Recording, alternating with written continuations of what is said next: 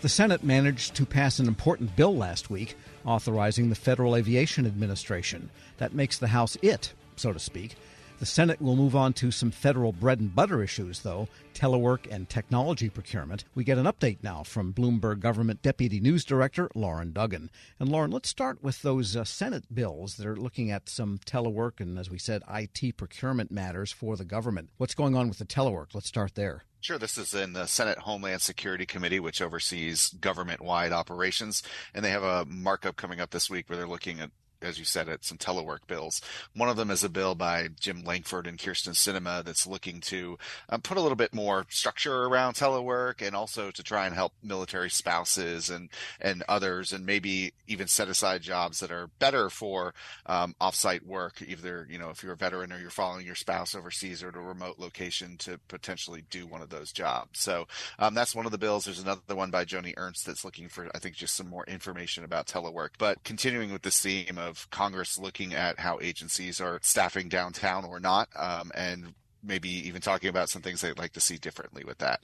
And then the other bill that they're doing is about federal technology procurement, part of, larger pushes there to just change how the government buys and sells important things and the workforce that's doing that. That's the kind of legislation that you could see moving potentially on its own, but I could also see it brought up later this year in the context of the defense policy bill, because acquisition is such a big part of that. And sometimes when they think about those broader issues, that they look to that bill to perhaps advance that. So, important federal worker bills moving through a committee this week. Yes, the industry is often disappointed when the 800 series of provisions in the NDAA don't have lots of items, because then there's not much to chew on, for the coming year.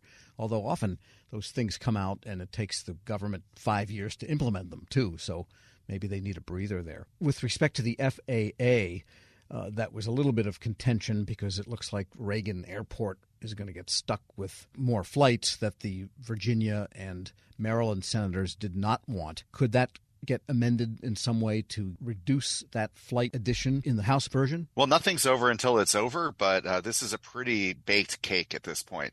What the Senate passed last week, at the heart of it was a compromise that the House and Senate negotiators had reached and handed to the Senate to sort of process first and send over to the House to clear for the president. The Senate, as you said, got that done pretty late on Thursday night, sent it over to the House.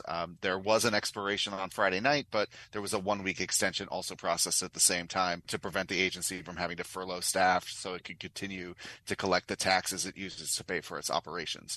That Reagan issue was the sort of last mile concern. Virginia senators in particular were opposed to adding these 5 additional long-haul flights because of the broader safety concerns they have at the airport. But at this point, given that it wasn't in what the Senate passed and the House is trying to take it up as a take it or leave it proposition for members, it's unlikely that change will be made. But, as I said, it's not over till it's over, but I think the chances are pretty slim. But as it stands now, then the flights are coming to the airport. They will be coming to the airport, right? And there's some big backers like Ted Cruz, who I think is getting one of those to Texas eventually.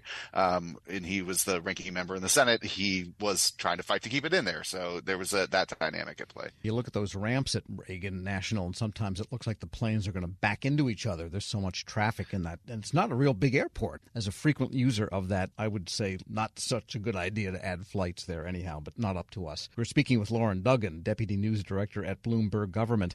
The FAA is not the only authorization that still has to happen. Right. There's a couple of others coming up in the House this week. They were looking at one for the Coast Guard, which moves separately from the broader defense authorization bill because of its location in the Homeland Security Department.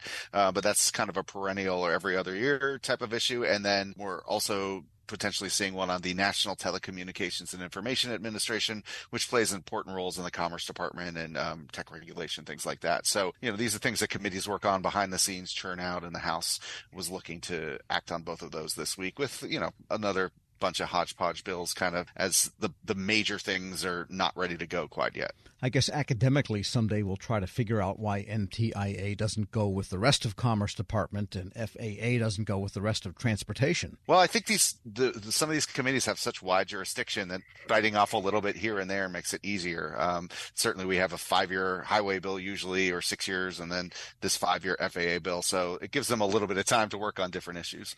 And getting back to the National Defense Authorization Act, that kind of goes hand in hand with budget appropriations for 2025. Whether they get the appropriations done by the end of the calendar, we don't know. But NDAA, is it going to be, it came down to the wire to the end of 2023 this past year for 2024.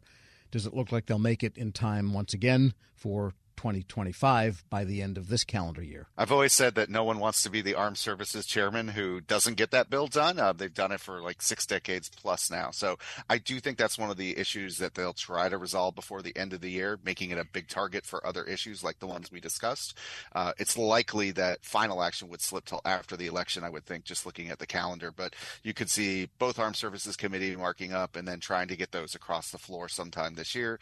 But just a reminder, they're off for a week in July for one convention, off all of August for another and to campaign, and then they won't be here in October. So given that kind of chunky schedule, I think they'll try to make progress on that bill where they can, but that's likely an end of the year proposition. And I wonder if there will be action other than just resolutions and discussions in either the House or the Senate with respect to the Biden administration's claim to withhold weapons from Israel, when the bill that funded all of that was such an enormous lift on the Congress's part to get done in the first place. I mean, for now, it probably will be more in the rhetorical aspect with people pushing back on that decision.